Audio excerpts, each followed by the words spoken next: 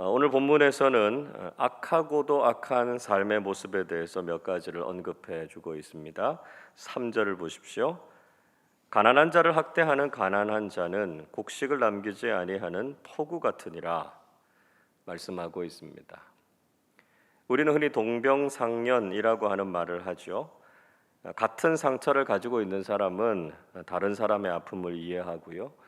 처지가 같은 사람도 서로를 이해하고 잘 보듬어 준다는 것이죠. 그런데 자신도 가난하면서 가난한 다른 사람을 학대하는 사람이 얼마나 잔인한 사람인가 하는 것을 고발해 주고 있습니다.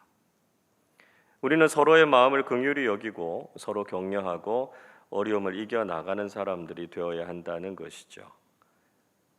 또 하나님의 율법에 관심을 두지 않는 사람도 악한 사람이다 말씀합니다. 9절 보십시오. 사람이 귀를 돌려 율법을 듣지 아니하면 그의 기도도 가증하니라 말씀하고 있습니다. 사람이 율법을 듣고 순종하지 않으면 그의 기도도 악하다라고 하는 것이죠.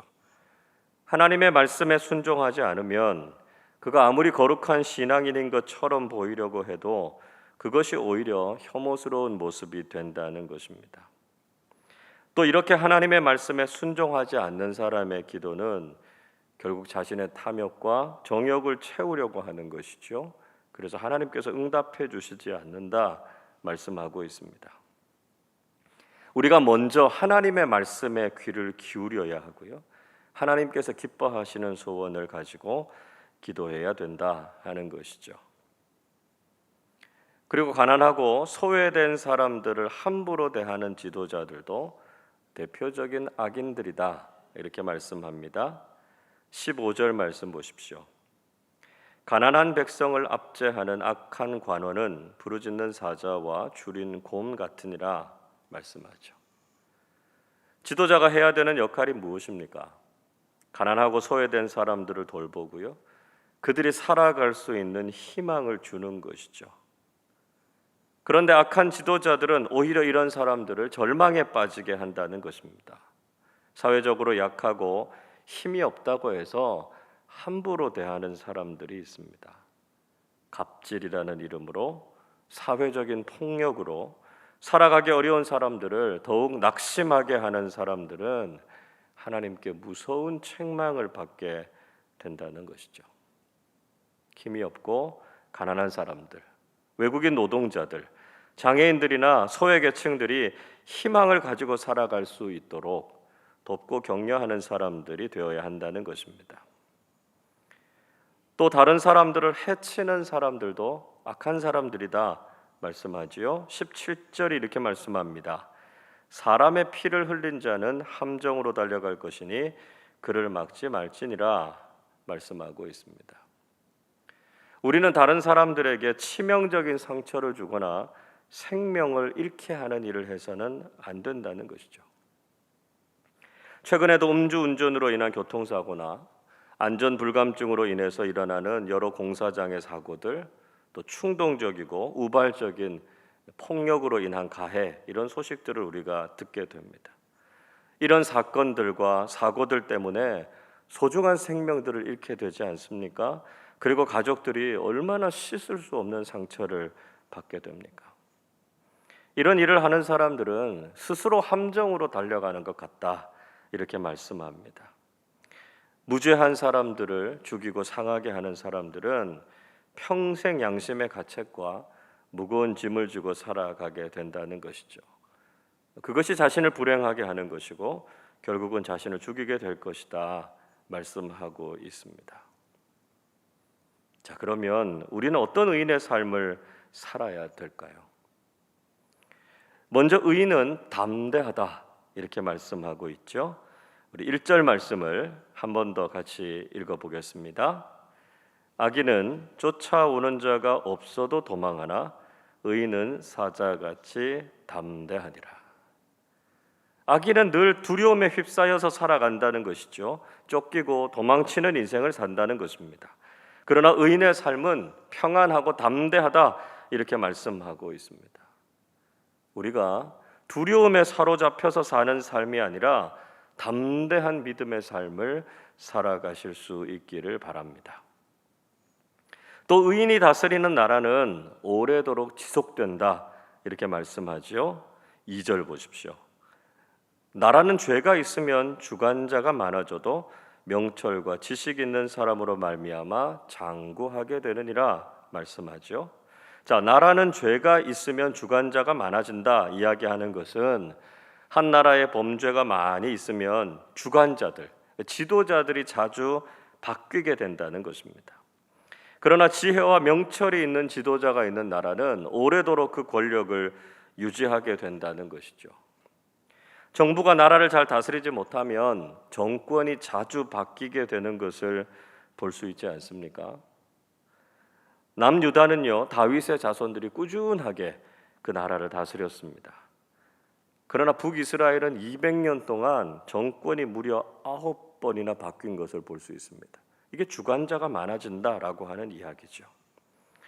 우리는 지혜롭고 바른 지도자들이 다스려서 나라가 평안해지기를 기도해야 된다는 것입니다.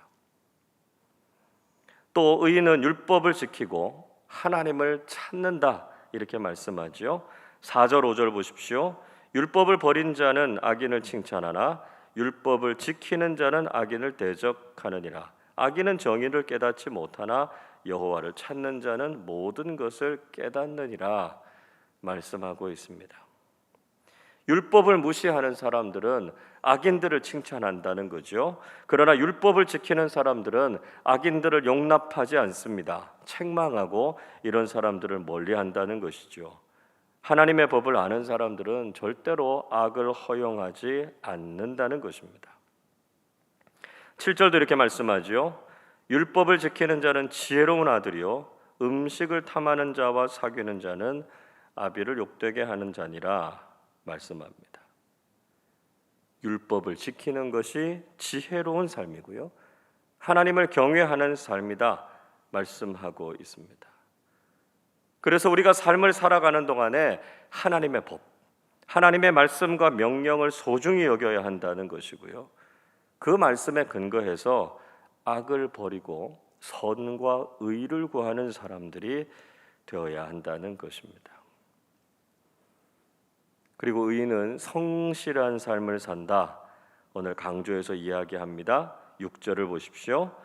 가난하여도 성실하게 행하는 자는 부유하면서 굽게 행하는 자보다 나으니라 말씀하죠. 비록 많은 소유를 가지고 있지 못해도 성실한 사람들은 부정직하고 불의한 삶을 산 부자보다 훨씬 더 낫다는 것입니다. 10절도 보시죠. 정직한 자를 악한 길로 유인하는 자는 스스로 자기 함정에 빠져도 성실한 자는 복을 받느니라 말씀하죠.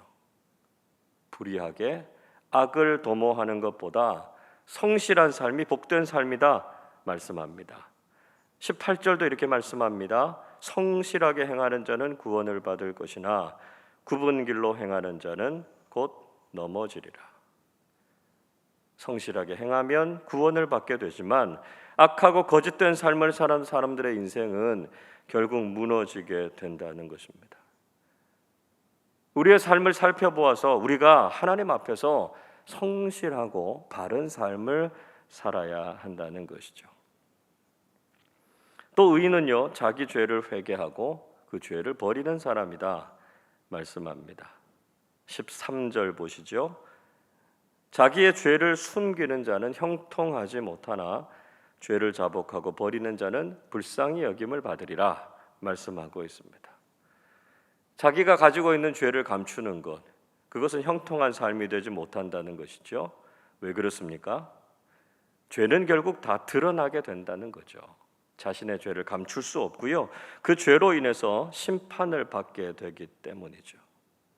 죄가 있다면 즉시 고백하고 회개할 때 우리는 죄사함과 긍휼의 은총을 경험하게 된다는 것이죠. 우리가 늘 죄인임을 하나님 앞에 고백하고 하나님께서 우리에게 주시는 죄사함의 은총을 누리실 수 있기를 바랍니다.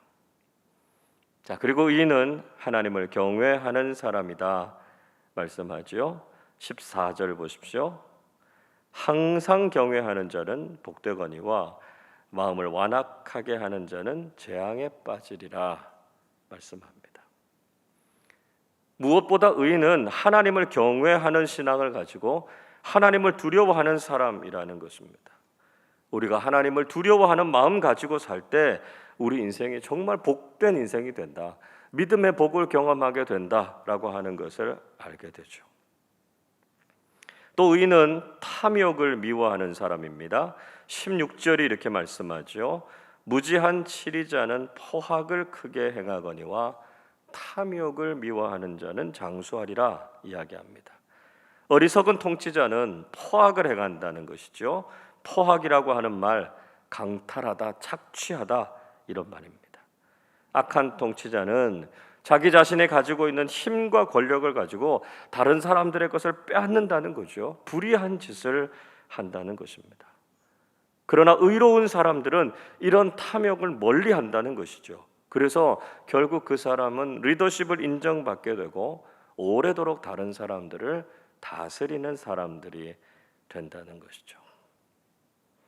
결과적으로 의인의 삶에는 큰 영광이 있을 것이다 말씀하고 있습니다. 12절 말씀 우리 같이 한번 읽어보겠습니다. 의인이 득이하면 큰 영화가 있고 악인이 일어나면 사람이 숨느니라. 득이하다라고 하는 히브리어 단어 알라츠라고 하는 말은 기뻐하다, 계가를 부르다 이런 뜻입니다. 즉 의로운 사람이 기뻐하고 승리를 얻게 되면 그것이 큰 영광이 된다는 것이죠. 그러나 악한 사람들이 득세하면요, 악한 사람들이 나타나면 사람들은 혹시 화를 입게 될까 봐 숨게 된다 이야기하고 있습니다. 의인의 인생은 자기 자신도 영광스럽게 되지만 의인이 잘 되는 것을 다른 사람들도 함께 기뻐하고 축복하게 된다는 것입니다. 여러분, 우리는 이 악하고도 악한 삶을 떠나서 하나님 앞에서 의롭고 바른 삶을 살아야 한다는 것이죠. 하나님의 말씀 앞에서 우리 자신을 잘 살피시고요, 하나님께서 기뻐하시는 의인의 삶을 살아서 늘 복되고 평안한 믿음의 길을 걸어가시기를 주님의 이름으로 축원합니다. 기도하겠습니다. 저희들에게 한량없는 은혜와 평강을 주시는 하나님 아버지, 오늘도 저희들이 새벽을 깨우며 기도하게 하시고 하나님 앞에 나와 생명의 말씀으로 하루를 시작하게 해주셔서 감사를 드립니다. 지금도 세상에서는 악하고 어리석은 삶을 반복하는 사람들이 많이 있습니다. 저희들은 하나님의 말씀을 통해서 이런 삶을 멀리하게 하시고 의롭고 지혜로운 인생을 살아가게 해 주시옵소서. 담대하고 평안한 삶을 살게 하시고 우리의 삶과 하는 모든 일들이 형통하게 하셔서 하나님의 복을 늘 경험하면서 살게 해 주시옵소서. 무엇보다 우리 자신이 죄인됨을 늘 고백하게 하시고 하나님만 경외하고 두려워하게 하셔서 하나님께서 기뻐하시는 인생을 살아가게 해 주시옵소서.